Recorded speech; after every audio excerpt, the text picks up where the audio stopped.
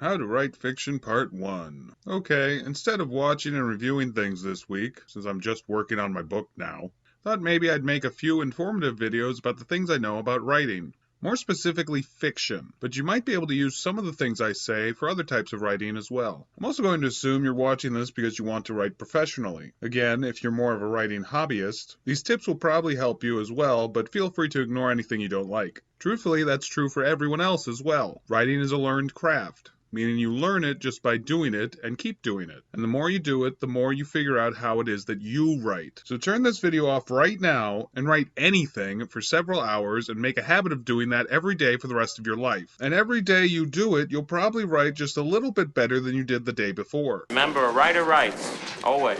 Okay, now that most of my audience is gone, how about I tell you about the types of writers? And really I'm talking more the level of writer you are in this MMORPG most people call reality. I've worked with a lot of writers in my life, and after a while I began to realize that many of them have some pretty obvious similarities between each other. And it took me a while to realize that what I was really noticing was the writing maturity level, essentially, of these individuals. Something I could also relate to, having lived through each of them. I've just outgrown you, Nigel. These things happen. Yeah.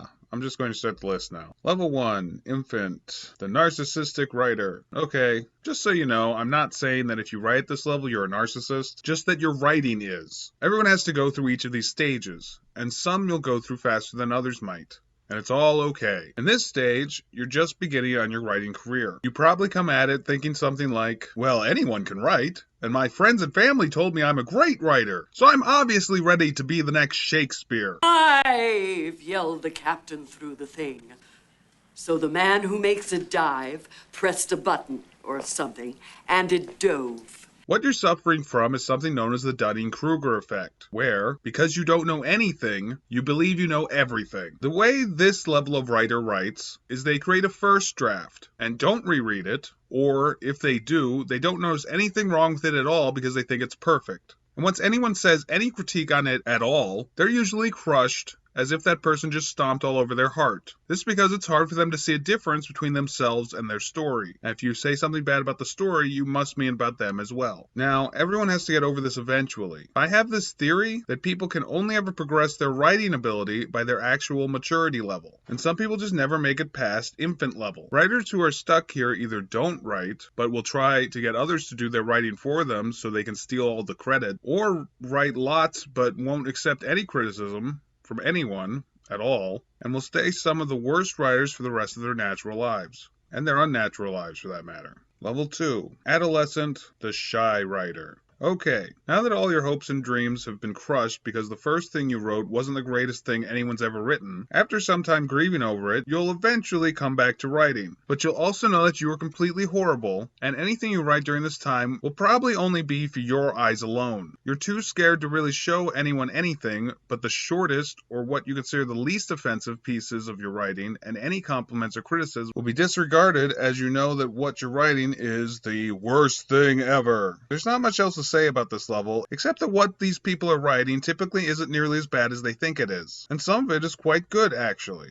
Like Emily Dickinson wrote extensively, but just hid it away, and almost none of it was published until after her death. Just an example. Level 3, Preteen, the I can do anything with help writer. This writer is more confident now, but not confident enough that they don't need constant approval from everyone around them. How do you like it? These are the writers who are always trying to get other writers to co-write something with them. I suppose you could also call them the codependent writer because they are not confident enough in their own ability that they want other people to essentially just tell them what to do. Never mind that everyone has their own taste. In its own way, this is a worse stage than level 1 or 2 because you'll essentially be convinced to write total garbage just because of one criticism from someone with dissimilar opinions. Level 4, Teenager, the unsure but very driven writer. Okay, you're finally over your overconfidence, your insecurity, and your overeagerness to please. You figured out you have a knack for this whole writing business. You begin working on something, or maybe multiple things, and when you get critiques, you listen to them. You absorb what you like, add it to your rewrites, and ignore the rest. You're beginning to get this whole writing business, but you also know you're missing something, but you don't know what. but as you keep writing, you start to figure it out. I feel, much like most of writing, whatever these last humps you have to get over is probably different for every writer. For me, it was neat to realize that I didn't need to write everything perfectly, that nothing is perfect actually, and every sentence could be rewritten differently 1,000 times, and all of those sentences are just as good as the other. Okay, some might be better than others, but that all relies on your own personal experience and taste. That's just my own personal experience. Like I said, this will probably be different for everyone. Level 5, the adult, the writer. This is when you kind of realize, screw everyone else, I do what I want. I mean, you probably still have some test readers that you trust the opinion of, but still. You probably write every day, and if not, you should start doing that. You know that the things you do maybe no one will ever read, but you continue anyway because you love it. And if you don't love it by this point, you're probably not meant to be a writer. Anyway, please like your mailman. It's a tough job.